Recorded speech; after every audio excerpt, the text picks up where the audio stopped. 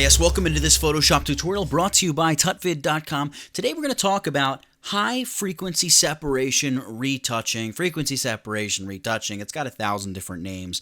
It's maybe the best way to heal blemishes, and there's a lot of people who have done tutorials on it, but I want to do one that's fast and that's easy and that just gets you started. None of this scientific crap. Who cares? Like, how does it work for me, and how can I make it work for you? Let's talk about it. Before we jump into it, I have actually an entire course on retouching images over on my website. There's a link for it in the video right here. I'll have a link in the description of the video. You can pick it up. It's 27 bucks. It's like my favorite retouching tutorials I've ever done. It helps support TutVid and helps me keep cranking out these tutorials virtually every single day. Don't worry, if you can't buy it for any reason, I still love you, and I'll still keep putting out tutorials, so no biggie. All right, so we have here an image. This is a 16-bit image. I just opened it from Camera Raw.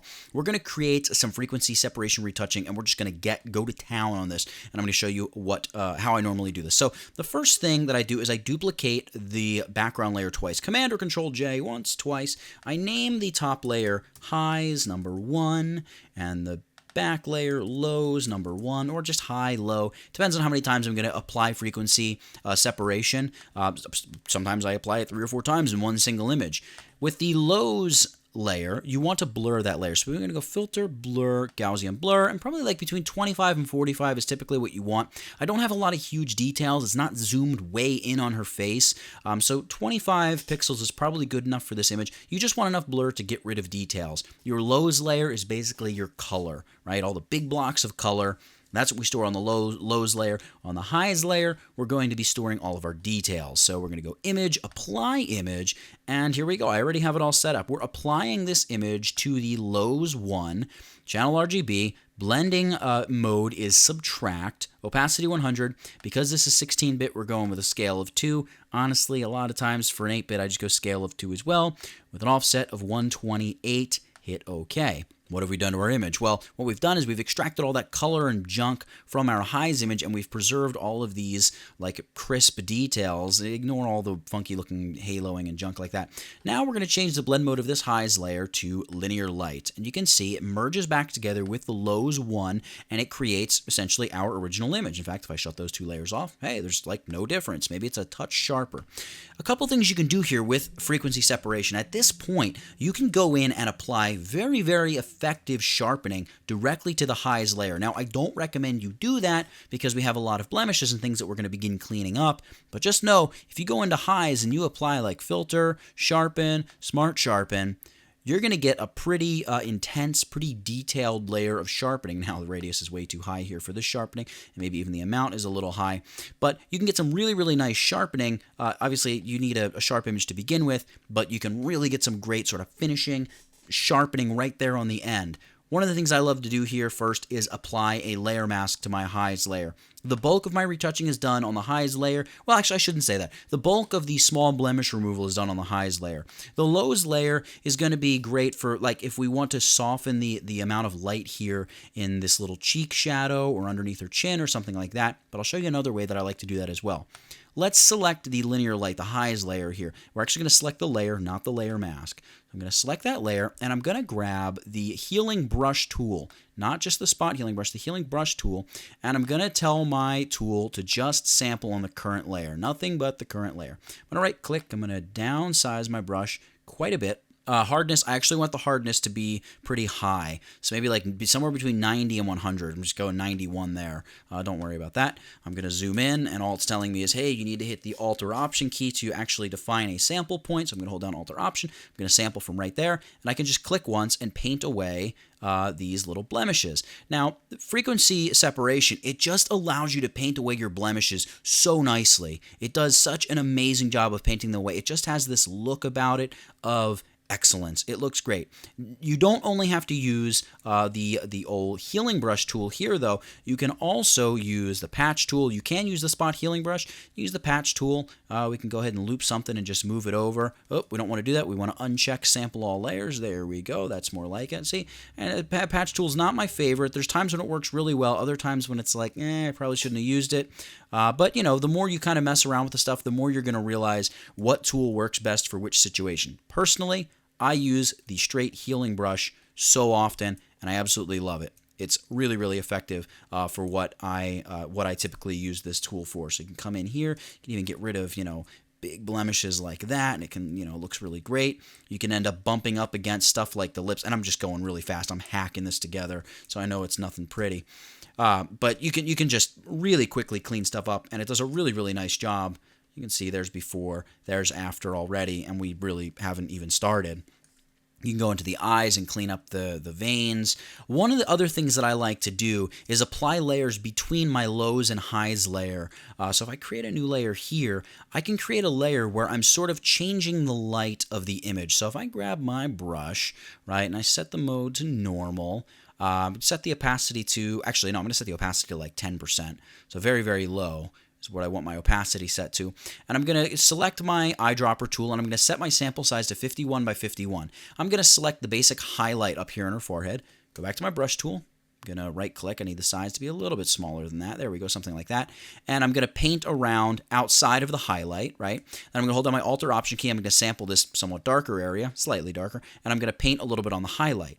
So you can see what we just did was we just changed and sort of flattened out the forehead a little bit. It's very subtle, but it's definitely there. Select a sample from the highlight, paint a little light into the bottom of the cheek, grab some of the darker pixels in the cheek, and paint underneath the eye. Same thing over here, right? Maybe I'll size this brush down. I'll lighten that up, and then I'll darken the highlight a little bit. I'll help start flattening out the nose a little, and then I'll grab some of the dark on the side of the nose and paint down the middle. So you can see there's before, there's after. You really start to take over and shape the face exactly like you want it. But most importantly, this allows you to go in and dodge and burn the face a little bit as well. And you can somewhat destructively dodge and burn directly on the lows layer if you want. You can create a new layer beneath this all, or actually maybe even above it all. Let's do it above it all. And I'll just call it D and B for dodge and burn. I'm going to go edit, fill. We're going to fill this with 50% gray. Hit OK. Great. We're going to set it to a blend mode of soft light. Hey, everything's back to normal. Good stuff. And then I can use the dodge and burn tools here on this layer. So I've got the dodge tool. I can go ahead and just paint in some highlights where I want them to be, right? I can start to shape her cheek a little bit. And again, just very, very rough here with this tool. I'm not doing it extraordinarily carefully or anything like that. Go ahead and just sculpt the eyebrows just a touch, influence the light coming down her cheek there, the side of the nose, underneath the nose, between the lips, just underneath the chin, or I'm sorry, just up beneath the lips there, even underneath the chin there. You can see there's before, there's after. So we can really even go ahead and tuck some lighting adjustments in between our frequency separation layers. One of the other things I like to do is select the mask for that highs layer, zoom in, and on the mask, grab your brush tool, and again, opacity set very low. Again, the opacity would be like around 10%. I'm painting with the color black. I would be painting with the color black.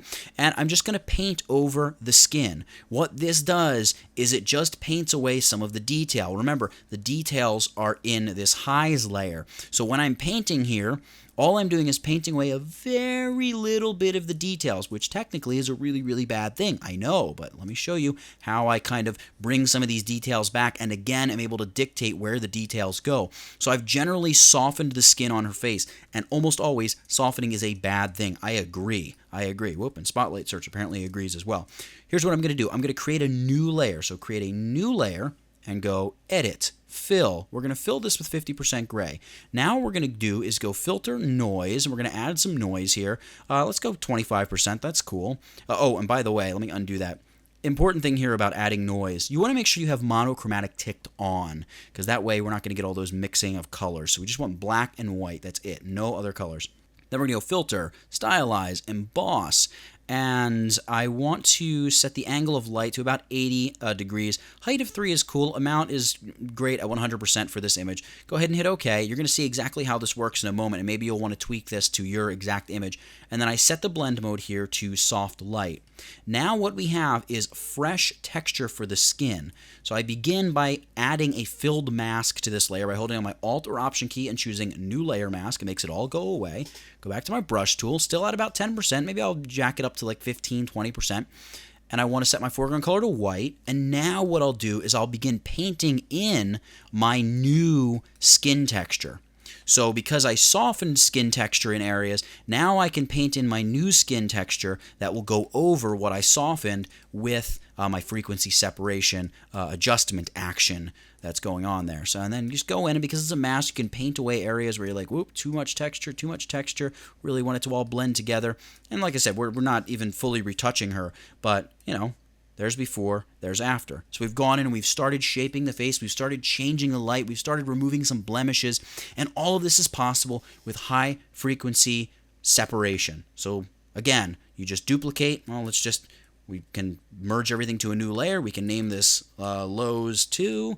We can duplicate that layer, name it highs 2, right? Go back to lows 2. What do? Filter, blur, Gaussian blur. 25 pixels is great.